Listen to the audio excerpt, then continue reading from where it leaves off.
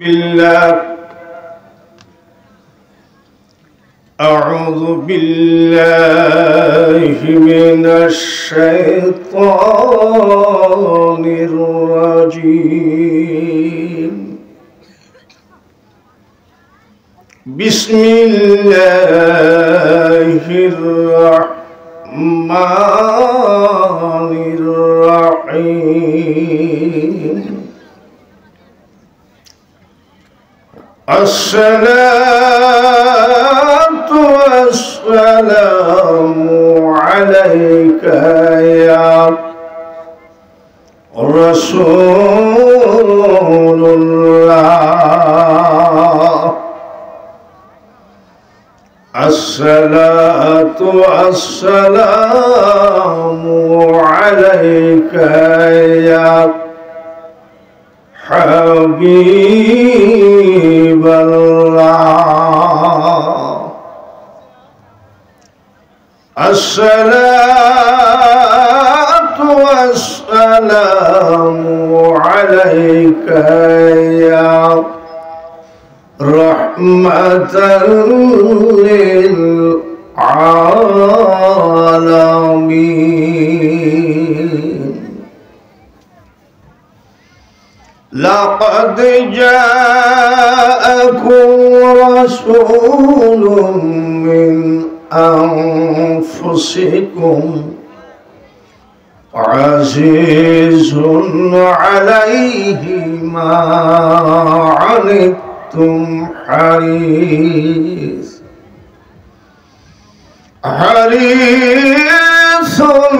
عليكم بالمؤمنين رؤوف رحيم فإن تولوا فقل حسبي الله لا إله إلا هو عليه توكلت وهو رب العرش العظيم ما كان محمد أبا أحد من رجالكم ولكن رسول الله وخاتم النبيين وكان الله بكل شيء عليما إن الله وملائكته يصلون على النبي يا أيها الذين آمنوا صلوا عليه وسلموا تسليما اللهم সবাই পড়ি صل على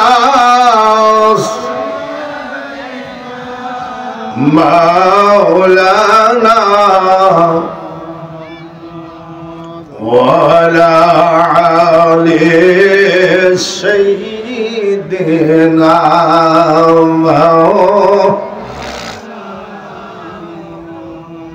নবীর প্রেমে নাম যেমন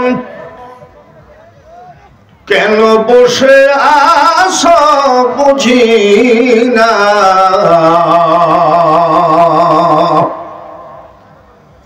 উম্মতের মায়ায় কান্দেন নবী শুয়ে সোনার মদিনা আল্লাহুম্মা মুহাব্বতের সাথে সাল্লি আলা مولانا ولا علي سيدنا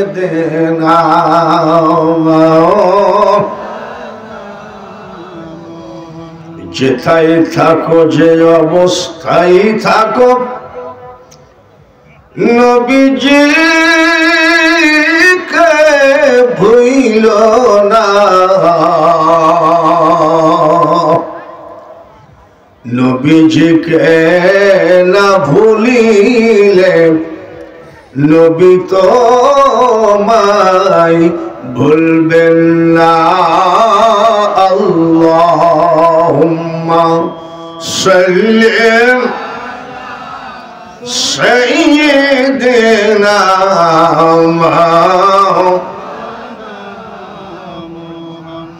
ওয়ালা আলি সাইয়্যিদিনা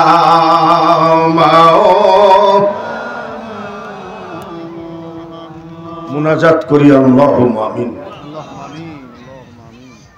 ربنا ظلمنا أنفسنا وإن لم تغفر لنا وترحمنا لنكونن من الخاسرين رب ارحمهما كما ربياني صغيرا তুমি ছাড়া মাবুদ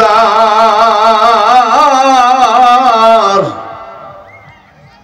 অন্য কেহ নাই গো আমার রহমান রহিম তুমি করিম সত্তার আমি গুনাহগার গো মাওলা আমি গুনাহগার বিছানা কম্বল লেপ তুসুক ফেলে ধানের খড়ের উপরে বসে আছে তারপরেও কি তোমার দয়া হবে না আজকের মাহফিলের প্রত্যেকের মুনাজাত কবুল করে না ঠান্ডার ভিতরে একটা মানুষও আজকে এই মাহফিল থেকে যেন আমল নামায় একটি গুনাহ না নিয়ে যায় তোমার আদালতে আরজি পেশ করলাম আমাদের এই নাপাক মুখ দিয়ে তোমার হাবিবের প্রতি দরুদ পাঠ করেছি ভুল ত্রুটি ক্ষমা করে দিয়ে দরুদের হাদিয়া সোনার মদিনায় নবীজির রওজা পাকে পৌঁছায় দিও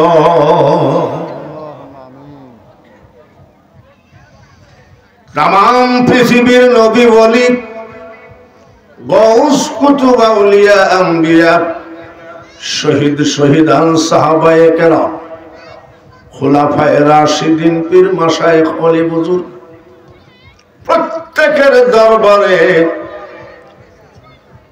দুরুদের হাদিয়া পৌঁছা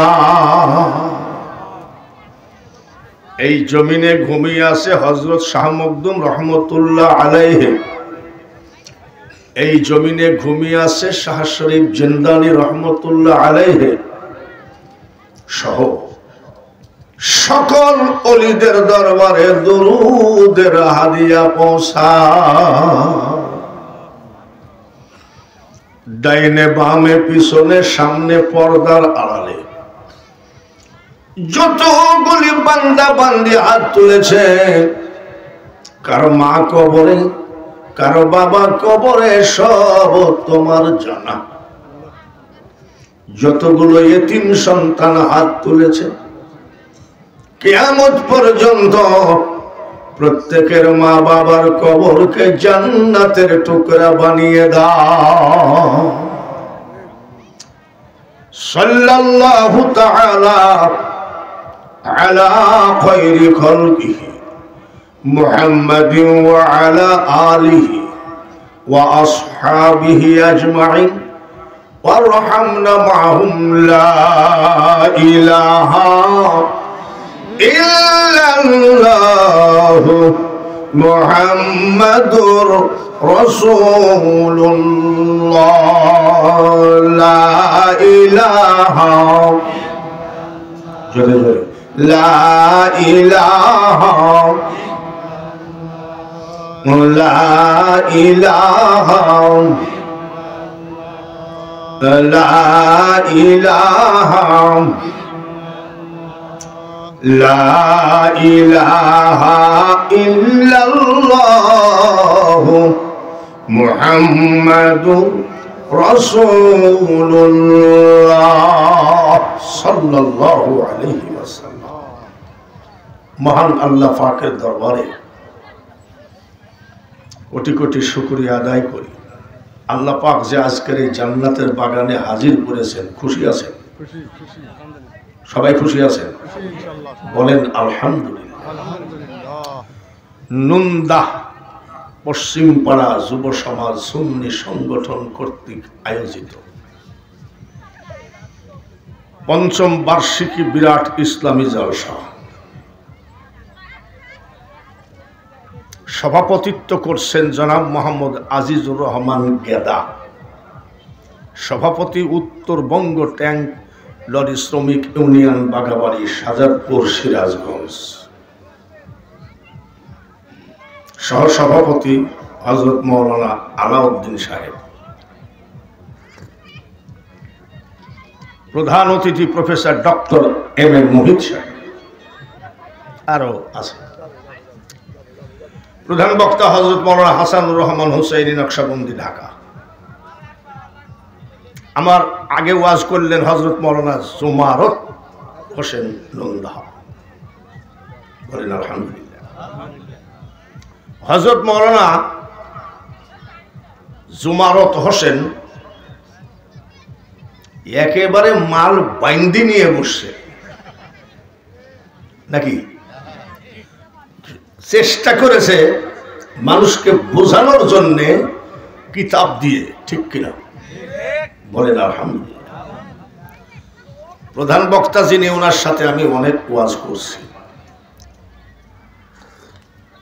এবার বসে আছেন বাঙালি হুজুর কি বলে নাকি, বাঙালি হুজুর কি বলে সেগুলো ব্রেনের ভিতরে ঢুকায় রাখেন। ব্রেনের ভিতরে যদি ভাইরাস ঢুকে থাকে খাতা কলম ধরে। হিন্দু, বৌদ্ধ, খ্রিস্টান, মুসলমান, ইহুদি, নাসারা, মুসি, মেথর, ডোম, চালাল, বহু জাতি আল্লাহ তৈরি করেছেন, ঠিক কিনা? যত জাতি আল্লাহ দুনিয়ায় পাঠান, মুসলমান হলো আল্লাহর কাছে সব থেকে শ্রেষ্ঠ জাতি, বলুন আলহামদুলিল্লাহ। হাক্কাত কাতিহি ওয়ালা তামুতুন্না ইল্লা ওয়া আনতুম মুসলিম।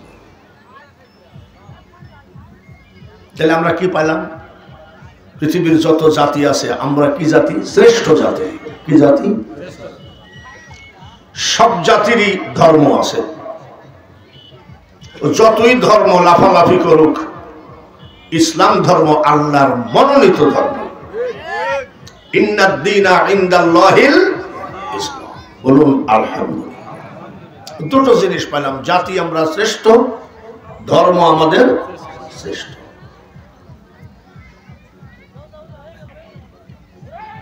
সব জাতির কিতাব আছে, ওদের কিতাব বিড়ি খাতে খাতে পড়লেও গুনাহ হবে না। ওদের কিতাব বাথরুমে বসে পড়লেও অপরাধ নেই। আর বিনা ওযুতে টাচ করা যাবে না, সেটা কাদের কিতাব? নাম কি? বলেন আলহামদুলিল্লাহ। তাহলে আমরা কি পেলাম? জাতি আমরা শ্রেষ্ঠ, ধর্ম আমাদের শ্রেষ্ঠ, কিতাবও আমাদের শ্রেষ্ঠ। আমাদের যিনি নবী, এই নবী কি শ্রেষ্ঠ? জোরে কন, এই কথাটা আবার বিশ্বাস করেন তো? বলেন সালাম। আমাদের ধর্ম শ্রেষ্ঠ আলহামদুলিল্লাহ, কলেমা শ্রেষ্ঠ আলহামদুলিল্লাহ, ধর্ম শ্রেষ্ঠ আলহামদুলিল্লাহ, জাতি শ্রেষ্ঠ আলহামদুলিল্লাহ, কিতাব। এবার ওই কিতাবটা যিনি এনে দিয়েছেন তিনার আমরা অনেক সময় দেখি বক্তার নামের পরে লেখে ফাজেল পাস, দাওরা পাস, হাট হাজারি, দেওবন্দ, আল হাজার ভার্সিটি, এরকম লেখে না? কিন্তু আমার নবী কোনো মাদ্রাসা স্কুল কলেজে পড়েছে এমন কোনো সার্টিফিকেট আছে নাকি? নবী কি ফাজেল পাস, টাইটেল পাস? নবী কি মূর্খ? আনা মাদিনাতুল ইলমি ওয়া আলিমুন বাবুহা। আল্লাহ রাসূল বলেন আমি জ্ঞানের শহর, আর এই শহরে ঢুকতে গেলে দরজা হলো আলী। আলী। তাহলে নবীজি নিজেই স্বীকার করেছেন উনি জ্ঞানের শহর। কিন্তু কোন মাদ্রাসায় পড়লেন? কুষ্টিয়ার ইসলামিক ভার্সিটি, রাউতারার রবীন্দ্র নাকি varsity, Dhaka varsity, Chittagong varsity, BUET, suit, KUET, এসব জবালে নূর পাহাড়ের গুহার ভিতরে ছিল ওনার ভার্সিটি। জোরে বলেন ঠিক কিনা? ওইখান থেকে যে কোরআন শরীফটা আমাদেরকে এনে দিলেন, এই নবী কি আমাদের মতন নাকি? পৃথিবীর কারোর মতো নাকি? এই যে আপনাদের যে মসজিদের ইমাম সাহেব 3000 টাকা বেতন, 4000 টাকা বেতন, যে দেশে রাজমিস্ত্রির যুগাল আয় করে 16,000, আর ওনার টোটাল বেতন 4000 5000। মেম্বরটা পাইছে মসজিদের মেম্বর, জুম্মার দিনে উঠে উনি মারা শুরু করেন মোহাম্মদ ওজা বলে নাকি? ফিরাউন বলেছে মুসাও যা আমিও তা, মিল্লাতা আবিকুম ইব্রাহিম ওয়া সাম্মাকুমুল মুসলিমিন। আল্লাহর জবানে ঘোষিত জাতির পিতা ইব্রাহিম আলাইহি ওয়াসাল্লাম, সেই মুসলিম জাতির পিতা ইব্রাহিম আলাইহিস সালামকে নমরুদ বলতো ইব্রাহিম ওজা আমিও তা। আবু জেহেল বলেছে মোহাম্মদ ওজা আমিও তা, বলছে কি বলে নাই? ফিরাউন বাইসি আছে? নমরুদ? ফিরাউন নীল দরিয়ায় ডুবে মরেছে। নমরুদ কিভাবে মরেছে? জোরে জুতার বাড়ি খাইয়ে মরেছে। আবু জেহেল বাইসি আছে না মারা গেছে? আবু জেহেল মারা গেছে, ফিরাউন নমরুদ মারা গেছে। তাদের কিছু বাচ্চা কাচ্চা ছেলে সন্তান নাতি পুতি বাংলাদেশ কেন বিশ্বে আছে কিনা? যারা বলে মোহাম্মদ ওজা আমিও তা, এরা নিঃসন্দেহে আবু জেহেলের দলের লোক। এরা আবার কয় মোহাম্মদের মুখে দুর্গন্ধ ছিল। কত বড় পাপী লোক এরা! এরা কয় কলেমার ভিতরে মোহাম্মদের নাম রাখা যাবে না। আবু জেহেলকেও ছাড়াইয়ে দিয়েছে। আবু জেহেল বলছে তোমরা কেউ ওর কথা বিশ্বাস করো না, ও একটা পাগল। কিন্তু আবু জেহেল এই কথা বলে নাই যে কলেমার মধ্যে মোহাম্মদের নাম রাখা যাবে না। তাহলে এরা হলো আবু জেহেলের একেবারে জন্মগত সন্তান। আমার নবী কি আমাদের মতো? নাউজুবিল্লাহ। দোস্ত আমার মুহাম্মদ রে, আমার নামের সাথে জড়িত, যাহার সৃষ্টি না হইলে কিছুই পয়দা না হইতো। আমরা যদি কোনো দিকে যাই, জিজ্ঞাসা করা লাগে বাঙালি হুজুর কোন দিক গেল, বলে এই দিক এই দিক, ভ্যানে রিক্সায় হাঁটায়।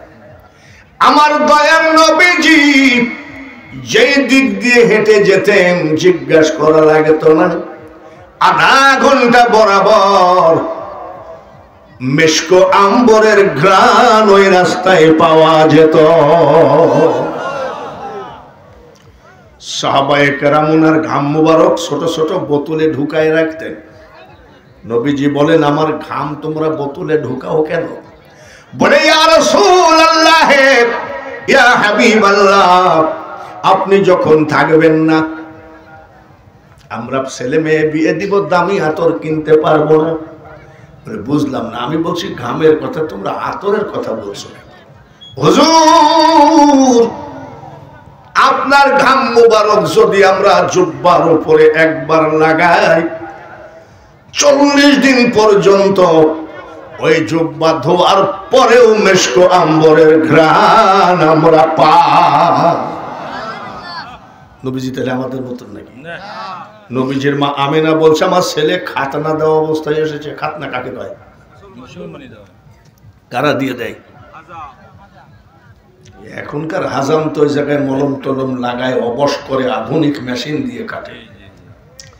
আর আমরা যারা মুসলমানই দিয়েছি, টুলের উপরে বসাইছে, বাঁশের কঞ্চে দিয়ে মাল এইভাবে ছেড়ে যাচ্ছে, ঠিক কিনা? একটা ট্যাবলেট জোটে নাই, মলম জোটে নাই, তেনা পুড়ায় ছাই লাগাই দিয়েছে, আর না হয় সোলার কালি লাগাই দিয়েছে, ঠিক কিনা? সেখানে আমরা সবাই যারা মুসলমানই দিছি, সবাই তো মুসলমানই দিছি। এই হাজামে যে মুসলমানই দিয়েছে, আপনি কি বলতে পারবেন আমার ওই জায়গাটা হাজাম লাড়েনি? লাড়িয়েছে নাকি? হয়তো আপনি বলুন না, আমি চাই ধরেছিলাম, লাড়তে দিইনি। লাড়িয়েছে কি লাড়ে নাই? আমার আল্লাহ বলে, কানা মোল্লার দল, চিনলি না রে, বুঝলি না, তামাম পৃথিবীর মানুষের ইজ্জত হাজামে দেখতে পারবে, আমার হাবিবের ইজ্জত হাজামে দেখতে পারবে না। ফিরাউনের দলে মরেন না, আবু জেহেলের দলে মরেন না। ফিরাউন, ওর মরার কাহিনীটা শুনলে আপনারা অবাক হয়ে যাবে। মরার সাথে সাথে জীব জানোয়ার মিটিং করে বসেছে যে আমরা না খাইয়ে মরে যাবো, কিন্তু হারামজাদার লাশ খাবো না। যার জন্য পচেও নাই, গলেও নাই, শুটকি মাছের মতন মিশরের জাদুঘরে তাকাই আছে।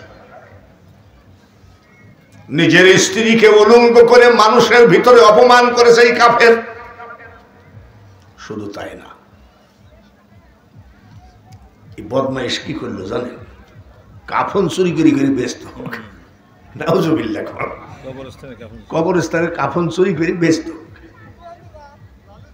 তো একবার মিটিং করে বললো যে তুমি পুরুষের কাফন চুরি করো, মেয়েদের কাফন চুরি করো না। মিটিং করার পরে মেয়েদের কাফনও চুরি করেছে এই কুত্তার বাচ্চা। তাহলে এদের নাতিপুতি যে আছে আমাদের দেশে, আমরা কি তাদের দলে থাকবো না আল্লাহ রসুলের দলে থাকবো? জোরে বলেন। আমরা কি হোসাইনি মুসলমান না এজিদি মুসলমান? জোরে কন। আমাদের বাংলাদেশে এক পীর সাহেব কইছে, ইয়াজিদ রহমতুল্লাহ আলাইহি কোনো দোষ ছিল না। ফিরাউন দেউলিয়া হয়ে গেল, মা বাপ মারা গেল, এতিম হয়ে গেল। এতিম হওয়ার পরে হাঁড়ি পাতিল ডেক ডেকসি বিক্রি করে, কি বলে কোদাল সাপল বিক্রি করে সব খাইয়ে শেষ করে দিল। এইবার যাই খান সাহেবকে বলে 5000 টাকা দেন, খোদার কসম কালকে দিব। 5000 নেওয়ার পরে জীবনে খান সাহেবের সামনে দিয়ে যাবে। এটা কার নীতি? জোরে কন। ফিরাউনের। দোকানে বাকি করে নিয়ে আসবে, জীবনের দোকানের সামনে দিয়ে যাবে না। এরকম ঋণ করতে করতে একেবারে আমাদের দেশে কি বলে, ললি পর্যন্ত ঋণ করে। পাওনাদাররা আইসে তো তার বাড়িতে ডিস্টার্ব করে, রাস্তা দিয়ে হাঁটা যায় না। তো পাওনাদাররা এসে বলছে টাকাটা কবে দিবা? কাল। সবাইকে বলে কাল। শেষ পর্যন্ত মা পাওনাদারের ভয়ে খাটের নিচে রান্না করে, খাটের নিচে খায়, খাটের নিচে ঘুমায়, কিন্তু সিটার দরজা খোলা রাখে। দরজাটা কেন খোলা রাখে? যাতে মানুষ বুঝে যে বাড়িতেই আছে, হয়তো বাথরুম টাথরুমে গেছে। এটা হলো তার নম্বর সিটার। হঠাৎ করে চিন্তা করতেছে, আমার তো পলানোরও জায়গা নাই, রাস্তায় ধরলেই তো আমাকে মেরে ফেলবি পাওনা ধরলাম, তো যদি একটু অন্ধকার রাত হয়তো তাও তো পলাইতাম। তা জোনাক রাত শেষ হয়ে অন্ধকার রাত হলো, টুপলা টাবলি যা ছিল বাইন্দি সাইন্দি নিয়ে ঘরের জানলা দরজা খোলা, চলে গেল, পলায়ে গেল। পলায়ে গেল কোথায়? মিশরে। মিশরে কেন পলায়ে গেল? যেমন এমন সৌদি আরবে কোনো টাকা পয়সা তেমন নাই, মালয়েশিয়া, দুবাই, আবুধাবি, এখানে কোনো টাকা পয়সা নাই। যদি একটা ছেলে আমেরিকায় থাকে তাহলে টাকার অভাব নেই। কেন? আমেরিকা ধনী রাষ্ট্র, তখন মিশর ধনী রাষ্ট্র, তাই গেছে। তো টুপলাটা বগলে করে হাঁটতেছে, 9 দিন না খাওয়া। কয়দিন? 9 দিন শুধু পানি খেয়ে খেয়ে কাটায়। চিন্তা করছে কোথায় যায়, কিভাবে যায়। যেতে যেতে দেখে তার একটা বন্ধুর সাথে দেখা রাস্তায়, ওর নাম হলো হামান। কি নাম? হামান। আরে কিরে দোস্ত তুই? বলে দোস্ত তুই? বলে আগে তোর ব্যাপারটা বল। ফিরাউন বলে হামান পাওনাদারের অত্যাচারে না থাকতে পারে, বাড়ি ঘর ফেলায় পলাই আসছি, আজকে 9 দিন না খাওয়া। তোর অবস্থা কি? ওই যে একেবারে সেম সেম। 6 দিন হলো পলাই আসছি, পানি খাইয়ে খাইয়ে কাটাচ্ছি। হাতে হাত দে, হাতে হাত দিয়ে বল, ওয়াদা দে, তোরও যে অবস্থা আমারও সেই অবস্থা, মরলে একসাথে মরবো, বাঁচলে একসাথে বাঁচবো। সব এই ওয়াদা করে দুই বন্ধু, যেমন আপনাদের এলাকার রাস্তাঘাট তো বুঝে ফেলাইছি আল্লাহর রহমতে, তো ওইভাবে আর যাচ্ছে। যেতে যেতে দেখে খান সাহেবের মতো এক মুরব্বী নিজের ক্ষেতের পাকা তরমুজ তুলে আর রাখে, তুলে আর রাখে। তো ফিরাউন আর হামান ও হলো 6 দিন, এ হলো 9 দিন। তো তরমুজের দিকে এক নিরিখে তাকায় আসা, জীবিতে পানি আসতেছে, খাই নাই তো মেলা দিন, পেট ভরা থাকলে কি তরমুজের দিকে তাকায়? জমিনের মালিক বলতেছে এই দুইটা লোক এমন ভাবে তাকাচ্ছে, ক্ষুধা নাকি? এই বেটা তরমুজ খাবা নাকি? বলছে চাচা দিলে তো খাওয়াই যায়। দুইজনকে দুইটা বড় বড় তরমুজ দিয়েছে, 5 মিনিটে বসাইছে। না খাওয়া পেট, না খাওয়া পেট না। তো মুরব্বী বলছে তোমাদের যে অবস্থা, কামলা টামলা দিবা নাকি? চাচা বললেন না, কামলাই খুঁজতেছি। তাই নাকি? বলে হ। তা আমার তরমুজের খেতে কামলা দাও, মাসিক বেতন, সাপ্তাহিক বেতন, না ডেলি বেতন দিবা? ফিরাউন বলছে চাচা ডেলি হাজিরাটা দিয়েন। ঠিক আছে আসো, তোমাদের কাজ হবে আমার জমিন থেকে পাকা তরমুজ তোলা, বাজারে বিক্রি করা, টাকাটা আমার কাছে জমা দেওয়া, কিন্তু শোনো চুরি করবা না, আমি এইগুলো কিন্তু পছন্দ করি না। ফিরাউন বলছে চাচা আপনি লোক চিনেননি, জীবনে একটা লোক আমি যার জীবনে মিথ্যা কথা বলি নাই, চোরের মার বড় গলা। তা বলছে বাপ আমি এরকম সহি লোক খুঁজতেছিলাম। হামান আবার বলছে ও আমার বন্ধু, ও একেবারে জবান সঠিক। তরমুজের খেতে তরমুজ তুলে বিক্রি করে ডেলি কিছু হাজিরা পায়, কয়টা টাকা জমা হয়েছে, ডেলি হাজিরা পায়। হামান বলে ফিরাউন আর তরমুজ খাইয়ে বাঁচা যায় না, টাকা তো হয়েছে, চল যাই রুটি মাংস খেয়ে আসি, বাজারে যাই। ফিরাউন বলছে তুই যা। বলে যাবি না কেন? বলে যে টাকার জন্যে রাতের পর রাত খাটের নিচে ঘুমাইছি, পলাইছি, বাড়ি ঘর ফেলায় পলায় চলে আসছি। মনে রাখিস না খাইয়ে মরবো, তরমুজ খাইয়ে মরবো, কিন্তু টাকা খরচ করব না। হামান বলছে আমিও তরমুজ খাইয়ে মরবো। তরমুজের খেতে চাকরি করে।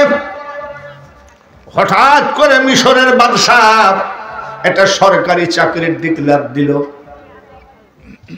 আমাদের সরকারি গোরস্থানে একটা দারোয়ান লাগবে, বেতন হবে সরকারি, খাওয়া হবে সরকারি। চাকরির বিজ্ঞপ্তি দিল। দেখবেন যারা চাকরিহীন বেকার তারা কিন্তু বিজ্ঞপ্তি খুঁজে বেড়ায়। ফিরাউন ইন্টারভিউ দিল। মিশরের বাদশা বলল এর শরীর স্বাস্থ্য ভালো আছে, একে দিয়ে দাও। চাকরি পেয়ে গেল।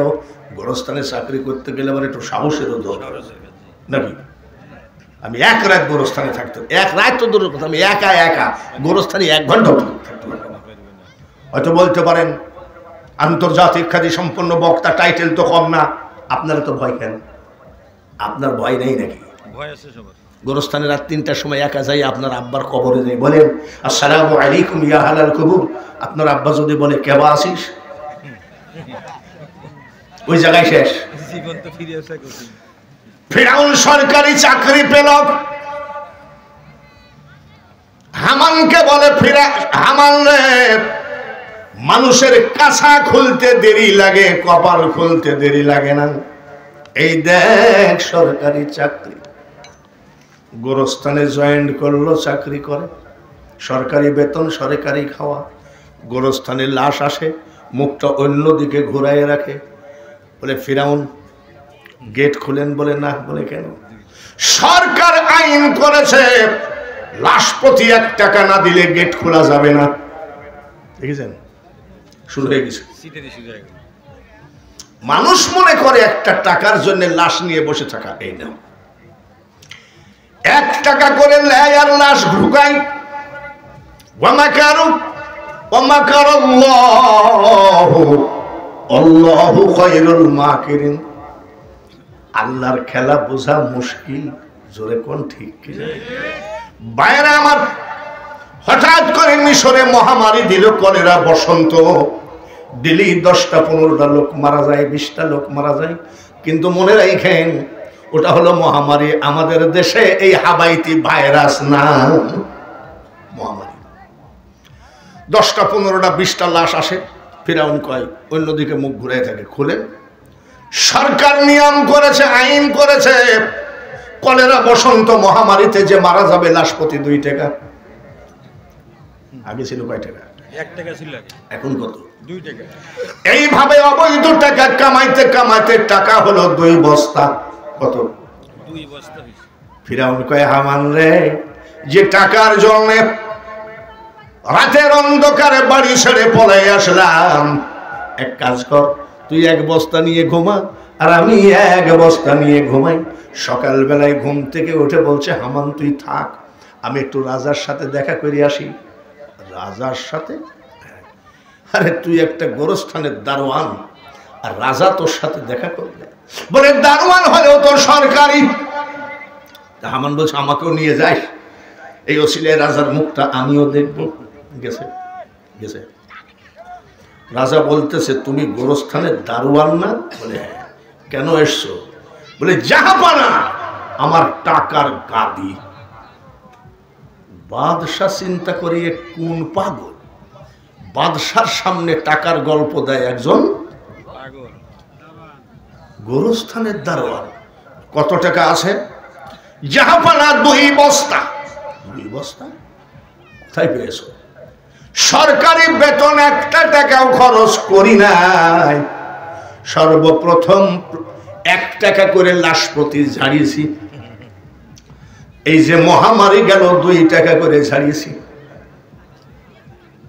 তো বিশাল বাটবার, লাশের উপরেও চান্দা। ঠিক আছে, তুমি যেভাবে হোক টাকা কামাইছো, তা আমার কাছে গল্প দিচ্ছ কেন? বলে জাহাপানা, আমি অত পাগল না, আমি একটা দারোয়ান হয়ে আপনার কাছে টাকার গল্প দিব, আমি অত পাগল না। কি বলতে চাও কি? এই মিশরের মাটিতে বহু লোক আছে 10 বছর জমিনের খাজনা দিতে পারেনি, জমিনের ট্যাক্স দিতে পারেনি, জমিনগুলো সব সরকারি হয়ে যায়। আপনি যদি একটু অনুমতি দেন, এলাকার সকল গরিবদের খাজনা ট্যাক্স গুলো আমি দিয়ে দিই। বাদশা কই চোর হলে হবে কি, ইমানও তো দেখছি পাকা, দেওগা যাও। চারিদিকে খবর দেওয়া হলো, আপনাদের জমিনের খতিয়ান নম্বর, দলিল, পর্সার দাগ নম্বর সব নিয়ে হাজির হন। ওই গোরস্থানের দারোয়ান সব খাজনা দিয়ে দেবে। গরিব এমন সুযোগ পাইলে যাবে কি যাবে না? সব হাজির হয়ে গেল। 2 বস্তা টাকা সব খাজনা দিয়ে দিল, বস্তা খালি। হামান বলছে, হাতে হাত দিয়ে ওয়াদা করেছিলাম যে মরলে একসাথেই মরবো, কিন্তু ভাই তুই মাফ কর, তোর সাথে আমি থাকবো না। কেন? বলে তোর গরিবের জন্য এত মন কান দেখেন, করলি কি 2 বস্তা টাকা, তুই কি একটা মানুষ নাকি? ফিরাউন বলে, হামান যাস না, কয়েকদিন থেকে যা, আমি একটা কথা বলি, টাকা দিয়ে টাকা ধরবো। তোর তো টাকাই নাই, ধরবে কি? বলি থাক, দেখ না কি করি। কয়েকদিন পরে মিশরের প্রধানমন্ত্রী মারা গেল বার্ধক্যজনিত কারণে। রাষ্ট্রপতি সঙ্গে সঙ্গে নির্বাচন দিয়ে দিল। এইবার ফিরাউন প্রধানমন্ত্রীর পদে নির্বাচনে দাঁড়িয়ে গেল। দেখেছেন? হামান বলে, তোর সাহস আছে, তুই কি মেম্বারে দাঁড়ালে ভোট পাবি? বলে, আমি ভোট চাইতে যাব না, সবার থেকে বেশি ভোট পেয়ে আমি পাস করব। ঠিক আছে, ভোট চাইতে যাইস না কেন, ভোট চা। ফিরাউন বলে, হামান, আমি যদি ভোট চাইতে যাব তাহলে 2 বস্তা টাকা গরিবকে বিলালাম কেন? যা দেখে লোকই আমার ভোট করতেছে। হামান একটু হাঁটতে গেছে, দোকানপাট মোড়ে ঘাটে, সবার একই কথা, আমাদের জমিন সরকারি হয়ে যাচ্ছিল, এই মানুষটা যদি আমাদেরকে খাজনা না দিত আমরা ধ্বংস হয়ে যাইতাম, আমাদের ভোট ওই জায়গায় ছাড়া কোনো জায়গায় দেওয়া হবে না। প্রচুর ভোট পেয়ে ফিরাউন কি হলো? জোরে প্রধানমন্ত্রী। এ দুনিয়া দেখতে সুন্দর রে মানুষ, শুধু মায়ার ঘর, আইসো একা যাইবা একা, কিসের অহংকার রে বলো, কিসের অহংকার। দাঁড়িয়েছে সে নদী, নৌকা পথে পলাচ্ছিল, দাঁড়িয়ে চাইছে, পুলিশে ধরছে। সালমান, এই লোকটা হলো বাংলাদেশের আহলে হাদিসের প্রধান উপদেষ্টা। আমরা এখানে 3 জন 4 জন আছি, 5 জন। কেউ যদি নিয়ে নদীর কিনারায় আমাদের গুলি করে মারে, খোদার কসম মরতে রাজি, দাড়ি কাটতে রাজি না। জোরে বলেন ঠিক ঠিক। আরো পরে যাচ্ছিল, 56,000 কোটি টাকা ব্যাংক থেকে নিয়েছে, পলায়ে যাচ্ছিল, দাঁড়িয়েছে। ওদের দাড়ি ভুয়া, ওদের নামাজ ভুয়া। আমরা নিয়াত করি এইভাবে, আর ওরা নিয়াত করে আমি এই আরাক জোকা। 3 রাকাত বেতের 2 রাকাত কমায় 1 রাকাত করেছে সালমান ইবনে রহমানের দল, যিনি আহলে হাদিসের প্রধান উপদেষ্টা। তারাবি একেবারে নাপিত যেমন চুল ছেটে দেয়, তারাবি 12 রাকাত কেটে দিয়ে রেখেছে। কয় রাকাত? মুনাজাত শেষ করেছে ওরা, নবীজির দুরুদ মিলাদ শেষ করেছে ওরা, ঠিক কিনা? ওদের থেকে সাবধান থাকেন। এইবার রাষ্ট্রপতি বহুত ভোট পেয়ে প্রধানমন্ত্রী হয়ে গেল। প্রধানমন্ত্রীর গদিতে বসে আছে। প্রধানমন্ত্রীকে জাতা ব্যাপার নাকি? তোর বন্ধু বলছে তুই তো প্রধানমন্ত্রী হলি, কথা তো ছিল যে মরলে একসাথে মরবি, তা আমার তো কিছু করলি না, তোর তো ধৈর্য সহ্য কম, একটু ধৈর্য ধর, কি করি দিলে। বার্ধক্যজনিত কারণে রাষ্ট্রপতি মারা গেল। তাড়াতাড়ি প্রধানমন্ত্রী ফিরাউন বলল মিশরের জনগণকে, রাষ্ট্রপতি তাড়াতাড়ি ম্যানেজ করেন, আপনারা মনোনীত করেন, রাষ্ট্রপতির চেয়ার বেশি দিন খালি রাখা ঠিক না। সমস্ত জনগণ ওই যে খাজনা দিয়েছিল জনগণের একটা ধর্ম আছে, নেতা যদি গরিব জনগণকে একবার বুকে আটকায় রাখে, গরিবদের ধর্ম হলো মরে যাবে কিন্তু নেতার কোনো ক্ষতি হতে দেবে না। আস্তে করে সবাই বলল যে জাহাপানা আপনার মতন দেশ দরদি দেশের নেতা কেউ হবে না। ওই যে কি দিয়েছিলাম, খাজনা দিয়েছে, আপনি রাষ্ট্রপতি হয়ে যান। এইবার ফিরাউন জনগণের রায় নিয়ে রাষ্ট্রপতি হয়ে গেল, প্রধানমন্ত্রীর চেয়ার ফাঁকা হয়ে গেল, রাষ্ট্রপতি তাড়াতাড়ি প্রধানমন্ত্রীর নির্বাচন দিয়ে দিল। হামান ফিরাউন তার বন্ধু হামানকে দাঁড় করাইয়ে দিল, দাঁড় করাইয়ে দিয়ে ফজরের নামাজের আগেই বাক্স ভরে যেত। প্রশাসন দিয়ে ভোট কেটে কেটে নিজের বন্ধু হামানকে পাশ করাইয়ে দিল। এক বন্ধু রাষ্ট্রপতি, এক বন্ধু প্রধানমন্ত্রী। আজকে যে রাজা ধীরাজ, কাল সে ভিক্ষা চায়, কারো কোনদিন সমান নাহি যায়। নদীর কুল ভাঙ্গে কুল গড়ে, এই তো নদীর খেলা। সকাল বেলার বাদশা তুমি, ফকির সন্ধ্যা বেলা। আমাদের গ্রামে কিছু কিছু পাতি নেতার অত্যাচারে রাস্তায় চলা মুশকিল ছিল। এখন পাতি নেতারা বিড়ালের মতো খাটের নিচে পলায়ে থাকে। বাইরে আমার বন্ধুরা, খবরদার মনে রাখতে হবে, এই জমিনের মালিক কে? কুলিল্লাহুম্মা মালিকাল মুলক তুতিল মুলকা মান তাশা।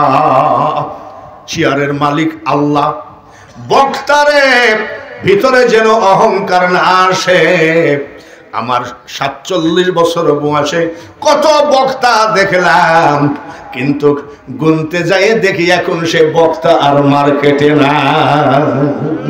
অহংকার যেন না আসে। শুধু বক্তা নয়, চেয়ারম্যান, মেম্বার, এমপি, মন্ত্রী, প্রধানমন্ত্রী, রাষ্ট্রপতি, চেয়ারের মালিককে। চেয়ারটা যখন পাইছো, বসার সময় একবার মওলাকে স্মরণ করে বলো, কি বলনিব মহিমা তোমার। আলহামদুলিল্লাহ, আলহামদুলিল্লাহ। আল্লাহ তাআলা সঙ্গে সঙ্গে খুশি হবে। ওই চেয়ার পাশার তল থেকে কোনোদিন আল্লাহ সরাইয়ে নেবে না। দুই বন্ধু আনন্দে চলে, একজন রাষ্ট্রপতি আর একজন প্রধানমন্ত্রী। ফিরাউন বলছে দরজাটা বন্ধ কর। হামান বন্ধ করল। আচ্ছা, আমরা যে পাওনাদারের ভয়ে চোরের মতন পলে আসছি, এটা তো কেউ জানে না।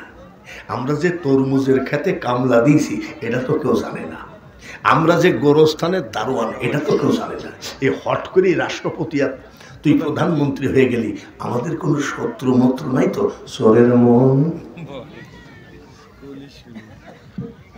তো হামান বলছে না না, আমরা জনগণের নির্বাচিত রাষ্ট্রপতি। বলে তুই তো নির্বাচিত না, তোর তো চুরি করে পাশ করেছি। বলছে তাও তো চেয়ার তো পাইছি। শত্রু আছে কিনা খেয়াল রাখিস। ওই সময় জ্যোতিষপুষ্ট রাজা বাদশারা, পৃথ্বীরাজের জ্যোতিষ যেমন ছিল অজয় পাল, গুনে গুনে বলতো যে এইভাবে রাষ্ট্র চলবে। সরকারি জ্যোতিষ 450, সব ডাকা হলো। ফিরাউন বলে তোমরা কি সরকারি? বলে হ্যাঁ। আমি রাষ্ট্রপতি, আমার বন্ধু প্রধানমন্ত্রী, তোমাদের বেতন বাড়াইয়া দেব। তোমরা এক কাজ করো, একটু ভালোভাবে গুনা পড়া করে বলো আমাদের দুই বন্ধুর শত্রু আছে নাকি। বলে জাহাপানা এখন তো বলা যাবে না, এটা গুনাগুনি করতে হবে। বলে গুনো। 450 জ্যোতিষ গুনা পড়া করে পরের দিন গেছে। জাহাপানা ভাব তো ভালো না। কি কি বলে জাহাপানা, মুসা বলে একটা ছেলে জন্ম হবে, এই মুসার হাতে আপনাদের গদি যাবে এবং জীবনও যাবে। ফিরআউন বলছে এটা জ্যোতিষ না জ্যোতিষের যাতনা বের কর। হামান বলছে জ্যোতিষ কিভাবে বলতে হয় না, জ্যোতিষরা অনেক বোঝে, বের কর।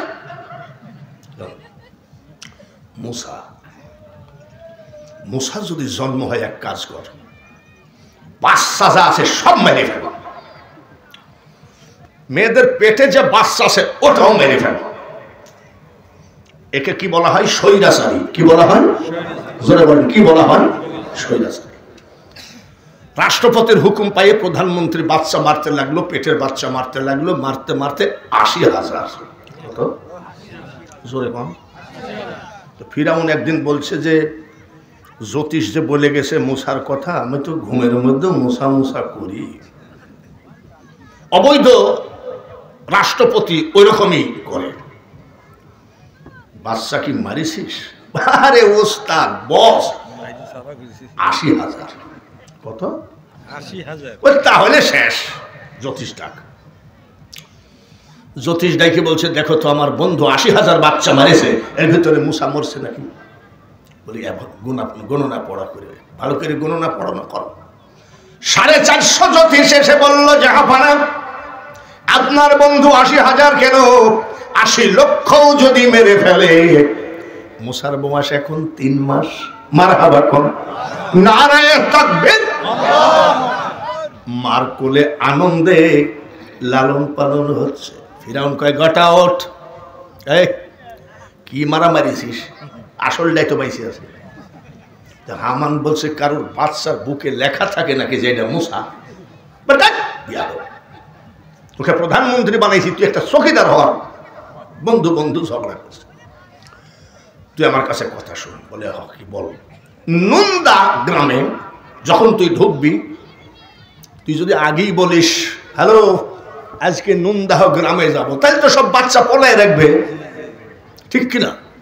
যদি ফেসবুকে দেয় কালকে বাগাবাড়ি যৌথ বাহিনীতে অপারেশন চালাবে, কে তেল চুরি করে, চোর তো এমনি পলাবে, ঠিক কিনা? তো ফিরআউন বলছে যে হঠাৎ করে বাড়ির ভিতরে ঢুকে পড়বি, ডিক্লার দিবি না। হামান বলছে দোস্ত তোর বুদ্ধি আছে। বলে বুদ্ধি না থাকলে এমনি কি তোর মতন আর আমার মতন চোর আইসি এখানে? 10 জন পুলিশ নিয়ে প্রধানমন্ত্রী হামান নীল নদীর উপর দিয়ে রওনা দিল মুসা নবীর বাড়ির দিকে। মুসা নবীর একটা মাত্র বোন, 11 বৎসর, নাম হলো মারিয়াম। নদীর কিনারে ছাগল চড়াচ্ছিলেন। ছাগল ফেলায় দিয়ে মেয়েটা দৌড়ে যায়, কয় মা শিগগিরই আমার ভাইকে বাঁচাও, আমার ভাই ছাড়া আমি বাঁচবো না, ভাই আমার জীবন। মানে কি হয়েছে? পুলিশ নিয়ে প্রধানমন্ত্রী আসতেছে, বাচ্চাটা নিয়ে অথর্প হয়ে গেছে, একবার ওই ঘরে একবার এই ঘরে। কি করি? আমার আল্লাহ বলেন মুসার মা, আমি আল্লাহ বলছে পাগলামি করো না, বাচ্চা বাঁচাইতে পারবা না। হামান পুলিশ নিয়ে বাড়ি ঘেরাও করেছে। এই বাচ্চা যদি বাঁচাইতে হয়, তোমার ওই জ্বলন্ত দাও দাও করে আগুন জ্বলছে, চুলার মধ্যে ফেলাই দিয়ে ঢেকে রাখো, কোনোভাবে ভয় পাবা না। আমি আল্লাহ তোমার ছেলেকে আগুনের ভিতরে বাঁচাবো। আল্লাহ কি পারে? আর আমার এক হুজুর মেল ধরে যে একটু আগুন থেকে কি হয়েছে? জাতির পিতা ইব্রাহিম আলাইহিস সালাম নদীর আগুনের ভিতর থেকেও বলেছে আমি জিব্রাইল, আজরাইল, ইসরাফিল, মিকাইলের সহযোগিতা চাই না, আমি ইব্রাহিম চাই আমার মাওলার সহযোগিতা। ইমান এত সস্তা না। ঢুকাইয়ে দিয়েছে চুলার ভিতরে, গনগনি আগুন। এর ভিতরে হামান বলছে বাড়িতে কোনো বাচ্চা আছে? বলে এই যে। বলে না মেয়ে বাচ্চা না ছেলে বাচ্চা। বলে আপনি দেখেন, বাড়ি ঘর চেক চুক করে বলছেন নাই, সরকারি সিল পড়ে গেল মুসা নবীর বাড়ির গেটে, এ বাড়ি চেক হয়েছে, বাচ্চা নাই। হামান পুলিশ নিয়ে চলে গেল। মুসা আলাইহি ওয়াসাল্লামের মা চিৎকার করে কান্দে, মাবুদ তোমার দয়ার ভান্ডারে কি দয়া হবে না? এই জালেমের কারণে কত মা সন্তান হারা হয়ে গেল, তোমার কি দয়া হবে না? একটা চামচ নিয়ে মেয়েটাকে বলছে তোর ভাইয়ের পুরা হাড্ডিগুলো নিয়ে আই, আমি একটু বুকের সাথে জড়াই ধরে কান্দি, একটু পুঁতে রাখবো, প্রতিদিন ওই জায়গায় হাড্ডির পাশে বসে কান্দবো। মেয়েটা বলছে মা আমার দ্বারাই আমার ভাইয়ের হাড্ডি আনা সম্ভব না, তুমি যাও। মা গেছে একটা চামচ হাতে করে মুসা নবীর পুরা হাড্ডিগুলো তুলবে, কেবল ঢাকা চুলার ঢাকনি উঠাইছে, 3 মাসের বাচ্চা মুস্কি মুস্কি হাসি দিয়ে কয় মা চোখের পানি মোছো গো মা, ও গো মা আমি তোমার ছেলের একটা লোম আগুনে পুড়ে না। উঠাই নিয়ে আসলেন, মেয়েটাকে বলছে তোর ভাই কিন্তু মহামানব, ফেরাউন মারতে পারবে না, কিন্তু আমাদের একটা চালাকি করে থাকতে হবে। বলে কি চালাকি? তোর ভাই মুসা মাঝখানে ঘুমাবে, তুই এক পাশে আমি এক পাশে, আমি যখন ঘুমাবো তুই তখন জাগবি, তুই যখন ঘুমাবি আমি তখন জাগবো। মা আর মেয়ে এই প্ল্যান করেছে। ছোট বাচ্চা মুসাকে মাঝখানে ঘুমায় রেখেছে, বোনটা জেগে আছে, মুসা নবীর মা ঘুমায় আছে। আমার আল্লাহ স্বপ্নের ভিতরে বলে মুসার মা এই পাগলামি করে ছেলে বাঁচাইতে পারবা না, তার কারণ সারা মিশরে শত্রুর অভাব না। সকাল বেলায় উঠে একটা কাঠ মিস্ত্রি ডাকো, কাঠ মিস্ত্রি ডেকে একটা সিন্দুক বানাও, সিন্দুক বানিয়ে সিন্দুকের মধ্যে ঢুকাইয়ে দিয়ে নীল দরিয়ায় ফেলাইয়ে দাও। ভয় পেও না, যেভাবে আমি আল্লাহ আগুনের ভিতর থেকে তোমার ছেলেকে সুন্দরভাবে রেখেছি, শাহিনশাহী ভাবে রেখেছি, নীল দরিয়ায় আমি হেফাজত করব। স্বপ্ন দেখে কয় আমি আর এক বিপদে পড়লাম। কাঠ মিস্ত্রি কোথায় পায়? আল্লাহ সরাসরি বলছে কি মিস্ত্রি? কেবল ঘুম থেকে উঠে ভাবছে কাঠ মিস্ত্রি কোথায় পায়। বাড়ির দরজায় এসে এক লোক ডাক দিয়ে কয় মা কিছু বানাবেন নাকি? সুবহানাল্লাহ জোরে বলবেন, আর জোরে বলেন সুবহানাল্লাহ। নারায়ে তাকবীর, নারায়ে রিসালাত। মা কিছু বানাবেন? আচ্ছা আমাদের এলাকায় তো কোনো ফেরিওয়ালা আসে না, লোকটা কেডা? দরজা খুলে দেখে লম্বা জুব্বাওয়ালা, পাগড়িওয়ালা, ব্যাগ। বলে বাবাজি আপনি যে কিছু বানাবেন করছে, আপনি কি বানান? বলে মা আপনি কিছু মনে করবেন না, আমি হলাম কাঠ মিস্ত্রি। সুবহানাল্লাহ বলেন। কি বানাইতে পারেন? বলছে শোনেন মা, কেউ যদি কোনো বাচ্চা নিয়ে বিপদে পড়ে এমন সিন্দুক বানাইতে পারি, সিন্দুকের মধ্যে ঢুকাইয়ে দিয়ে সমুদ্রে ফেলাইয়ে দিলে বাচ্চার কিছু হবে না। বাবা চিন্তা করছে, আমি স্বপ্নে যা দেখেছি কাঠ মিস্ত্রি তো তাই বলি। আমি খুব ছেলে নিয়ে বিপদে, বাবা একটা সিন্দুক বানিয়ে দাও, এই নাও টাকা, কাঠ আনো আর লোহা আনো। না মা টাকা লাগবে না। বলে টাকার অসুবিধা নেই, নাও আমার ব্যাগেই কাঠ আর লোহা আছে। মারহাবা কর। আমার একটু পানি লাগবে। পানি কি করবে? বাটাল ধার দিবে, তাই না? সে পানি আনছে। মুসা আলাইহিস সালামের মা পানি আনতে গেলেন, আর এইদিকে কাঠ মিস্ত্রি সিন্দুক বানায় নিয়ে বসে আছে। বলে কি গো বাবাজি আপনি বললেন যে পানি লাগবে?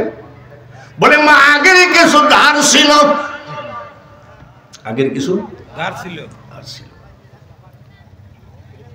মা আপনার পছন্দ হয়েছে? খুব সুন্দর হয়েছে। আব্বা তোমার কাঠের দাম, লোহার দাম, তোমার মজুরি কত? কাঠ মিস্ত্রি টুকলা টাপলি বানতেছে আর কয় মা গো ঘর বিপদে আমি যদি কাউকে সহযোগিতা করি গো মা, তার কাছ থেকে 1 পয়সাও নেই না, টুপলা বেঁধে চলে যাচ্ছে। মুসা আলাইহিস সালামের মা বলে কাঠ মিস্ত্রি শুধু মজুরিটা হলেও নিয়ে যাও। বলে মজুরি লাগবে না, বলছে এত সুন্দর মানুষ তুমি, তোমার নামটা বলে যাও, আমি নামাজ আনতে তোমার নাম ধরে দোয়া করব। এইবার কাঠমিস্ত্রি বলে মা আমার জন্য দোয়া করা লাগবে না, আমি দুনিয়ার কোনো মানুষ নই গো মা, আমি জিবরাইল ফেরেশতা। আল্লাহ তাআলা আমাকে জান্নাতি কাঠ নিয়ে জান্নাতি লোহা নিয়ে পাঠাইছে, আমার বন্ধু মুসার সিন্দুক বানাইয়া দাও। সিন্দুকের মধ্যে ঢুকানো হলো, সিন্দুকের মধ্যে ঢুকাইয়ে তালা মেরে নীল দরিয়ায় ফেলাইয়া দেওয়া হলো। একটা মা কত কষ্ট করতে পারে। মুসা নবীর খালা কি করলো জানেন? আস্তে আস্তে আস্তে আস্তে নদীর কিনার দিয়ে যায়, দেখি বাচ্চা কার বাড়িতে গিয়ে উঠে। বাচ্চাকে মারার জন্য খুঁজতেছে কেডা? জোরে করলে অসুবিধা আছে? কে খুঁজতেছে? ফিরাউনের স্ত্রী মা আসিয়া জান্নাতি। ফিরাউনের পার্শ্বে ঘুমায় আছে স্বামী স্ত্রী। আমার আল্লাহ স্বপ্নের মধ্যে বলে আসিয়া রে, কাল সকাল বেলায় নীল দরিয়ার কিনারে তোমার স্বামী ওই জানোয়ার যে বালাখানা বানিয়েছে, বহুদিন যাও নাই, কালকে তোমার স্বামীকে সঙ্গে করে আমি আল্লাহ বলছি ও আসিয়া তুমি বালাখানায় যাবা, দক্ষিণ দিক থেকে একটা সিন্ধুক ভাসতে ভাসতে আসবে, ওই সিন্ধুকের ভিতরে আমার বন্ধু মুসা থাকবে 3 মাসের বাচ্চা, ওই কাফেরের ঘরে তুমি লালন পালন করবা, আর আমি আল্লাহর দায়িত্ব হলো মুসাকে হেফাজত করা। জোরে বলেন মারহাবা। এটা কথা বলবো নাকি? যে কাহিনী ধরেছি, কাহিনী তো শেষ করতে অনেক ব্যাপার, তা আপনারা কি ধৈর্য আছে? গেছে নীল দরিয়ায়, বারবার তাকায়, কোন দিক তাকায় জোরে বলুন, মনে নাই, এখনই হারাই ফেললেন। দক্ষিণ দিকে। কোন দিক তাকায়? দক্ষিণ দিকে। ফিরাউন ডাক দিয়ে বলে এই আসিয়া তুমি ঘন ঘন দক্ষিণ দিকে তাকাও কেন? বলে দক্ষিণ দিকে তাকালে তোর কি? আল্লাহ স্বপ্নে দেখাইছে আসিয়ার বুকটা কত বড় শক্তি। বলে আমাকে যখন আল্লাহ স্বপ্ন দেখাইছে তোর গোষ্ঠী সাপ করবে। তোকে বিয়ে করেছি তাই বলি কি একেবারে আমি কি পরাধীন হয়ে গেছি? এখন পর্যন্ত বিয়ে করলি, ফুটানি করিস, একটা ছেলে বাচ্চা দিতে পারিস নাই? সিন্ধুক ভাসিয়ে আসতেছে, এসে কিনারে লাগলো। আসিয়া বলে ফিরাউনকে শিগগিরই সিন্ধুক ধরতে যায়, সিন্ধুক দূরে চলে যায়। সিন্ধুক ধরতে যায় কিন্তু দূরে চলে যায়। আসিয়া কয় মাল তো এখানে আল্লাহর বন্ধু আছে, ওর হাতে তো ধরা দিবে না, তাও জানি। আসিয়া দাঁড়ালেন, চলে আসলো, সিন্ধুক উঠালেন, তালা খুলো। এত ঝাঁকি দিল, তালা খুলতে পারে না। তুমি যে বললো আমি খুদা, আমাকে সেজদা দাও, আর একটা তালা খুলতে পারো না, সরো। জোরে শুনলে কাফের বেঈমান হবে, বেঈমান মারবে। মনে মনে তালায় হাত দিয়ে কয় বিসমিল্লাহির রাহমানির রহিম। তালা খুলে গেল, জোরে কোন মারহাবা, নারায়ে তাকবীর। এত সুন্দর বাচ্চা। আসিয়া যেই তাকাইছে মিটমিট করে বাচ্চা হাসতেছে। আসিয়া বলে শোন কাফের, এই পর্যন্ত একটা সন্তান দিতে পারলি না, মানুষ টিটকারি মারে, আজকে ডিক্লার দিবি আমার স্ত্রী আসিয়া সন্তান প্রসব করেছে, দিবি কিনা বল? তো ফিরাউনের আবার হাজারো দোষ ছিল, কিন্তু একটা গুণ ছিল কি? আসিয়া যদি বলতো এখানে চুপ করে দাঁড়া, আর নড়তো না। আমাদের দেশেও কিছু লোক আছে, এই মাহফিলে নাই, নিজের বউকে শাহজাদপুর থানার ওসির থেকেও ভয় পায়, এরকম নাই নাকি? তো ফিরাউনের এই গুণটা ছিল। বলছে আচ্ছা ঠিক আছে, তুমি কিছু মনে করো না, আমি ডিক্লার দিয়ে দিচ্ছি। ফিরাউন ডিক্লার দিয়ে দিল, আমার স্ত্রী আসিয়া সন্তান প্রসব করেছে। সব সন্তান দেখতে আসে, আর মা আসিয়া হীরামণি মুক্তা কাঞ্চন টাকা পয়সা এইভাবে গরিবদেরকে দান করে আমি জীবনের প্রথম সন্তান পাইছি। ফিরাউন বলছে আসিয়া যেভাবে দান করতেছো দেশে অভাব হবে। চুপ থাকো, আমার সন্তান হয়েছে এটা মানুষ জানে, তো সন্তান দেখতে আসলে আমি গরিবকে দান করব না, অল্প করে দান করো। মনে মনে কয় আল্লাহ যখন আমাকে স্বপ্নে দেখাইছে তোর কুষ্টি শেষ করো। বাচ্চাকে দুধ খাওয়াতে হবে। এই কাফের, এই তোর ভয়ে কার বাচ্চা ফেলাই দিছে এখানে, কতদিন দুধ খাইনি, ছেলে যদি মারা যাইতে তোর খবর আছে। চারিদিকে ডিক্লার দিয়ে দিল, আমার আসিয়ার বাচ্চা মুসাকে যে দুধ খাওয়াবে সরকারি বেতন পাবে, সরকারি ভাতা পাবে। তার ঘরে যদি 2-1 ছেলে মেয়ে থাকে তারাও ভাতা পাবে, যেমন মুক্তিযোদ্ধারা ভাতা পায়। এই ভাতা নেওয়ার জন্যে মহিলারা এসে মুসা নবীকে দুধ মুখে দেয়, সঙ্গে সঙ্গে মুখটা বন্ধ করে দেয়। বলে আমার ছেলে যদি দুধের অভাবে মরে তোরও খবর আছে। বলে আমি তো সরকারি ভাতা দিতে চাইছি, দুধ না খেলে আমি কি করব? মুসা নবীর খালা দৌড়ায় চলে গেল বাড়িতে, বলছে যে কোন জায়গায় আমার ছেলেরে আটকা পড়লো নাকি? বলে তোর ছেলে এখন ফিরাউনের ঘরে। বলে আল্লাহ যে স্বপ্নে দেখাইল সেই আল্লাহ আবার ওই হারামের বাড়িতে পাঠাইল। বলে হোক, চল যাই। কি তোর ছেলেকে সবাই দুধ খাওয়ানোর চেষ্টা করছে, ছেলে দুধ খাবে না।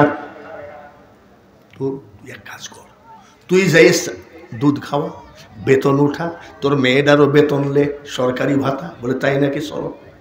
মা আসিয়া বসে আছে বাচ্চা নিয়ে। এইবার মুসা আলাইহিস সালামের মা যখন গেছে, মার দিকে তাকায় 3 মাসের বাচ্চা মুস্কি মুস্কি হাসি দেয়। মা আসিয়া ভেবে নিয়েছে এইটা ওর মা। কানের কাছে গিয়ে বলছে, বোন গো, খবরদার এই বেঈমান কাফেরের ভয়ে পরিচয় দিও না। তুমি তোমার ছেলেকে মনের মতন লালন পালন করো, আমি তো আছি, কিন্তু পরিচয় দিলে মেরে ফেলবে। কিন্তু যেখানে বাঘের ভয় সেখানেই বাচ্চা লালন পালন হচ্ছে কার দুধ খেয়ে? জোরে কোন? 3 বছর হয়ে গেল, সুন্দর ছেলে। বাচ্চারা যখন যত বয়স হয় তত কিন্তু দেখা চেহারা ভালো, মাথা হাসড়াই দিয়েছে, রাজ পোশাক পরাই দিয়েছে, ঘরের ভিতরে হাঁটতেছে। ফিরাউন কয়, আছে একটা কথা বলবো। বলি কি? এটা অরিজিনাল মুসা মনে করে আমি জীবনে কোলে নিইনি, তা আজকে আমার মনটা বলছে একটু কোলে নিতে। আসিয়া বলছে, তুমি যে কোলে লেও না, মানুষে কি কয় জানো? ওটা যদি নিজের সন্তান হবে কোলে নেয় না কেন? আমি বলি ওনার টাইম নাই, কিন্তু ছেলেকে খুব আদর করে। না বলে দাও, কয় বছর বয়স? 3 বছর বয়স। আয় আব্বা। ফিরাউন কয়, আয় আব্বা। আব্বা লাভ দিয়ে উঠেছে। কয় বছরের আব্বা? 3 বছর। ফিরাউন কেবল গালের উপরে চুমা দিতে যাবে, বাম হাত দিয়ে ঠাস করে একটা চড় মেরেছে। ফিরাউন চিল্লায়ে উঠেছে। এই ফিরাউনকে বেইজ্জতি করার জন্যে আল্লাহ তাআলা ফিরাউনের এই চিল্লানোর আওয়াজ 4 মাইল পর্যন্ত পৌঁছায় দেয়। লোকজন সব বাড়িতে হুটুপাটা লাগছে। কি হলো রাষ্ট্রপতি সাহেবের?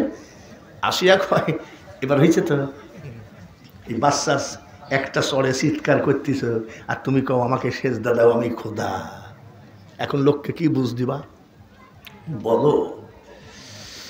আমার ছেলে মুসা আমাকে যে আদর করেছে, আনন্দে চিৎকার করেছে। বলো আপনারা কিছু মনে করবেন না, আমার ছেলে দেখো আমাকে আদর দিয়েছে, আনন্দে আমি চিৎকার করছি। লোকজন সব চলে গেল। ফিরাউন কয়, আসিয়া মানুষকে না হয় বুঝ দিলাম রে, কি আর বলবো, এটা অরিজিনাল মুসা, তাতে কোনো সন্দেহ নাই। এমন একটা থাপ্পড় মেরেছে, আমার মাথা ঘোরা তো দূরের কথা, আমার চোখের সামনে জনি পোকা দেখি। কি পোকা? বলে এটার মানুষকে ভুলো না, তোমাকে কেউ খোদা বলবে না। 30 বছর হয়ে গেল বয়স। কত? 30 বছর হবে, মুসা নবীর বিয়ে হবে, মুসা নবী মার্ডার করবে, সব এত দূর পর্যন্ত যেতে হবে। কিন্তু আমাকে দাওয়াত দিয়েছে এই যে অধম নজরুল ইসলাম। অধম আপনারা চিনবেন না, অধম বললে আবার এরা সব চিনে, বাগাবাড়ি। ও বললো যে নন্দা একটা জায়গা। আমি হ্যাঁ ঠিক আছে যাবো। নন্দা জায়গা যে এইরকম জায়গা আমি জানতাম না। তারপর আলহামদুলিল্লাহ আমি খুব খুশি আছি। নন্দা পশ্চিম পাড়া যুব সমাজ সুন্নি কারা যারা মিলাদ মানে ঠিক কিনা? সুন্নি কারা? যারা দুরুদ কিয়াম মানে, সুন্নি কারা? যারা মুনাজাত মানে, সুন্নি কারা? যারা কবর জিয়ারত মানে, সুন্নি কারা? যারা ওলি মানে। আমি খুশি হয়েছি যেখানে একটা সুন্নি সংগঠন আছে, আর এই মাহফিলটা হলো ৫ম বার্ষিকী মাহফিল। মারহাবা বলে। এখানে যে এরকম একটা সুন্নি বিশাল সংগঠন আছে আমার জানা ছিল না। আমি দোয়া করি এই ৭৯ বছর বয়স, ৪৭ বছর ওয়াজের বয়স, আর আমি এমনই একটা বক্তা, আমার কোনো দিন ফাঁকা থাকে না। আমি আল্লাহর কাছে বলি যে একটা ডেট যদি ফাঁকা হতো আমি একটু রেস্ট পেতাম, কিন্তু আল্লাহ ওই দিন আবার ডবল ওয়াজ জানে। আপনারা কি চান এই মাহফিলটা আজীবন হোক? চান? এবার কয় বছর? পঞ্চম বার্ষিকী। আগামী বছর কত হবে? নাকি এই বছরই কি আমরা কি দোয়া করে দিব, না আগামী বছর হবে? আগামী বছর হবে। এই মাহফিলটা কিয়ামত পর্যন্ত হোক। কারা কারা মাহফিলের পক্ষে আছেন হাত তোলেন। কিছু কিছু হাত অর্ধেক মানে উহাবি আছে নাকি? নারায়ে তাকবীর, নারায়ে রিসালাত। দুরুদ কিয়াম যেখানে, নবী রাসূল যেখানে, আল্লাহর ওলিরা যেখানে, আলহামদুলিল্লাহ। হাত তুলছেন যারা, তাদের জন্য আমি একটা দোয়া করি। 10 বার খাবাজিও দেখছেন না নাকি? কোন দিকে ভিড়াচ্ছি দেখেন না নাকি? 10 বার কাবা জিয়ারত করাইছে আল্লাহ। এবার ফুল রমজান মাস ছিলাম। হাইরে রমজান মাসে যে কি কষ্ট ভাই, আমাদের প্লেট ভর্তি ইফতারি, আর ওখানে দেয় 4 দিকে জোরের 1 গ্লাস পানি। মনে হয় আরো রোজা লাগিয়ে যায়। তা লাগলে হবে কি? রমজান মাস 1 মাস এইভাবে রোজের রওজা জড়াই ধরে কাঁদছি। দয়ার নবী মারহাবা, নূরের নবী গো, তুমি নবী আমার জীবনের জীবন, রহমাতাল লিল আলামিন, তুমি উম্মতের জাবিন, তুমি আমার নির্ধনী আর ধন। একটু সুন্নি ভাইরা পড়েন, দয়ার নবী, নূরের নবী গো, তুমি নবী আমার। দেখে নবীর মুজিজা ভাগ্যবতী মা খাদিজা, জীবন যৌবন করিলেন অর্পণ। দয়ার নবী মারহাবা বলেন, নবী গো, তুমি নবী আমার জীবনের জীবন। এরা কারা? সুন্নি। এরা কারা? নবীজির খাম্বা জড়ায় ধরে চোখের পানি ফেলতেছি, হাতে করা পায়ে বেড়ি, এই আসামি আমি ফেরওয়ারি, মদিনার কোটে আমি চালান হয়েছি। চোখের পানি ফেলছি আর কাঁদছি, একদম চোখের পানি শুধু খাম্বায় মাখাচ্ছি। আর আমার পাশে এক পাগড়িওয়ালা জুব্বা আলাই সে কয়, আল্লাহ আমার নবীকে কিয়ামতের মাঠে খবরদার দুজকে দিও। আল্লাহ, এইটা হলো ওহাবি যে নবীজির জন্য জান্নাতের দোয়া করে। ওরে পাগলা হুজুর, জান্নাতের মালিক আল্লাহ, বন্টনকারী আমার দয়ার নবীজি। কেমন বন্টনকারী? নবীজির জবানে বলেছেন, আমার একটা উম্মত জাহান্নামে থাকা পর্যন্ত আমি নবী জান্নাতের ভিতরে পা দিব না।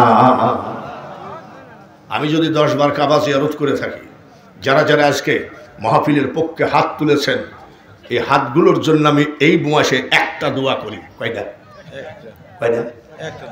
এই দোয়াটা মনে প্রাণে করে আমি বিদায় হব।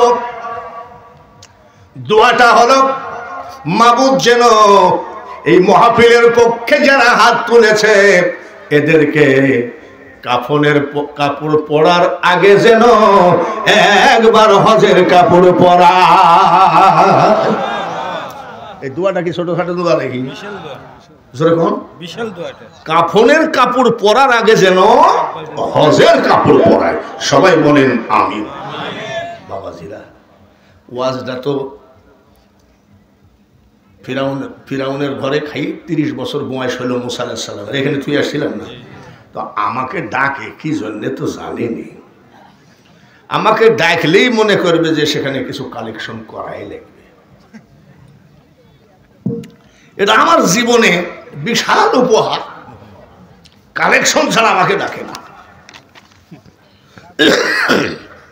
তা আমি এত বড় একটা দোয়া করলাম যে কাফনের কাপড় পরার আগে যেন আল্লাহ আপনাকে হজের কাপড় পরায়। একটা মানুষও বসে থাকবেন না এখানে আগামী বৎসরের জন্য। মানে আগামী বৎসরের এই মাহফিলটা হবে 6তম। কয়তম? এটা কিয়ামত পর্যন্ত থাকবে। সবাই বলেন আমিন।